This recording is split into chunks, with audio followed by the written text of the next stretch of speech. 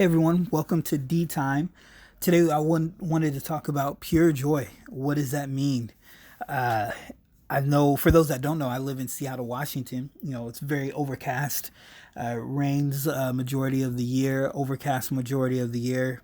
And one of the first things that people told me when I moved here is to make sure you take vitamin D supplements because there's not a lot of sun, and vitamin D we get from the sun, and when we don't get enough of it, it affects our mood.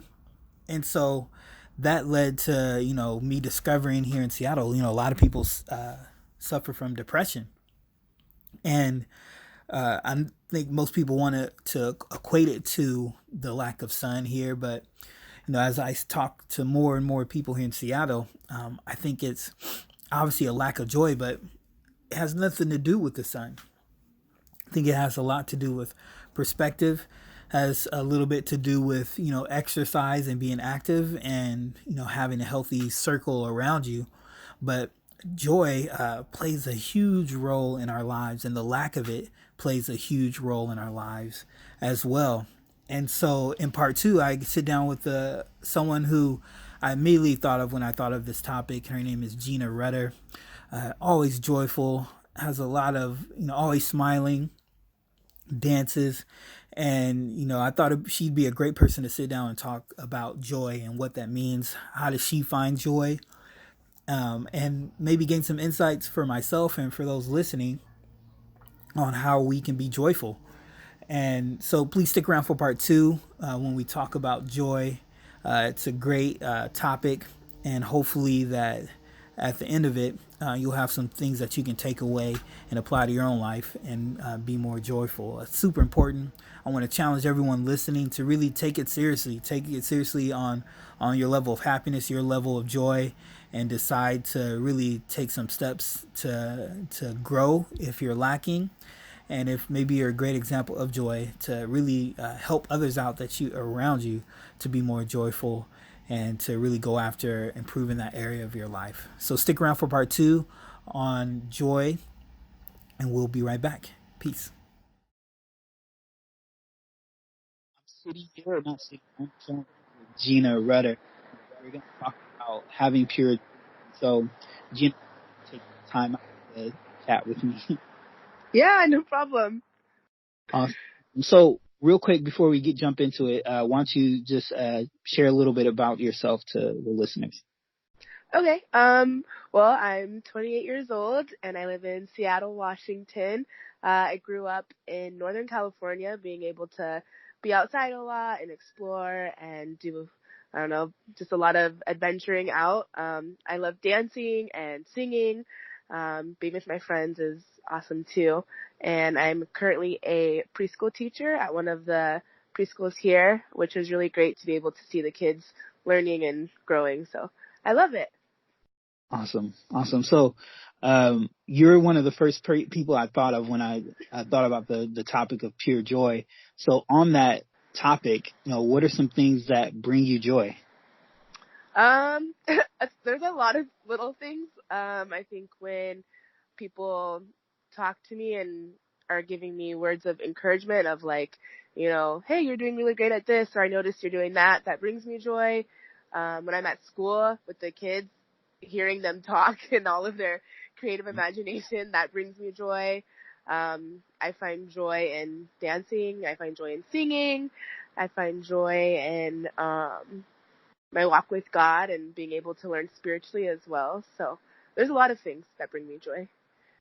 Awesome. Awesome. So, I mean, I think here in Seattle, we might be familiar with, maybe people not being as joyful. And if you look kind of out in the world, joy is not something that you feel that you see is talked a lot about. So from your perspective, why do you think it may be hard for people to be joyful?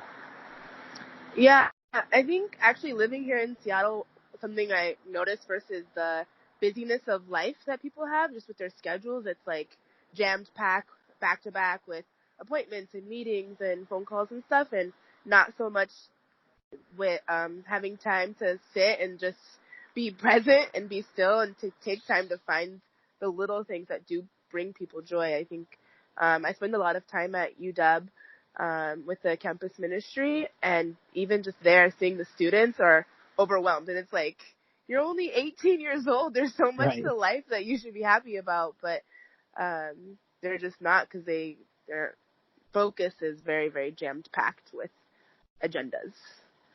Right, right. So some of the things you mentioned, schedules and, the busyness of life, um, from your experience or, just your thoughts, how can people, be more joyful in the midst of those challenges? Yeah, I mean, for myself at least, I'm a pretty optimistic person, and so when I'm going from one task to the next, I have a pretty optimistic viewpoint and frame of mind, and I take the time to find joy in the little things, whether it's looking at a flower or listening to music or smiling at someone. It's like those Mm. brief moments, and it only takes 2 seconds, to just pause. Right. Awesome. Awesome. So say if someone came to you and they're kind of struggling with this concept, what are some practicals that you think you would give them to kind of, if they're struggling with being joyful? Yeah, I think that the first practical I would give is to pause, like to just take time to reflect. I think the second thing I would suggest is to find a hobby that makes you happy. Like for me, it's dance, and I can dance pretty much anywhere I go, which is really Mm-hmm. cool. And then I think to have a friend who will, like, I guess in a sense, help you take the time to do those things that do bring you joy, a sense of happiness. Yeah, that's great. All right, so I always ask everyone that I talk to this question: what's the best piece of advice that you've gotten?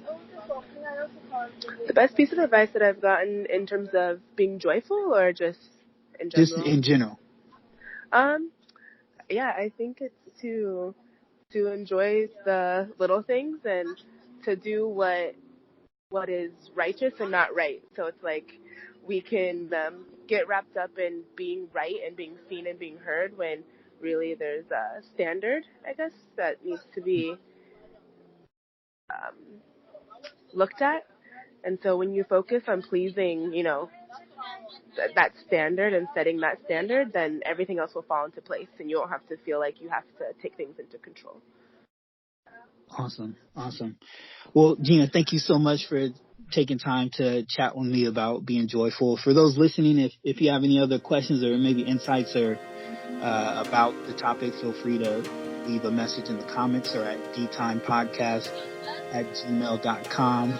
Gina, again, thank you so much for chatting. Yeah, you're welcome. Thank you so much for having me.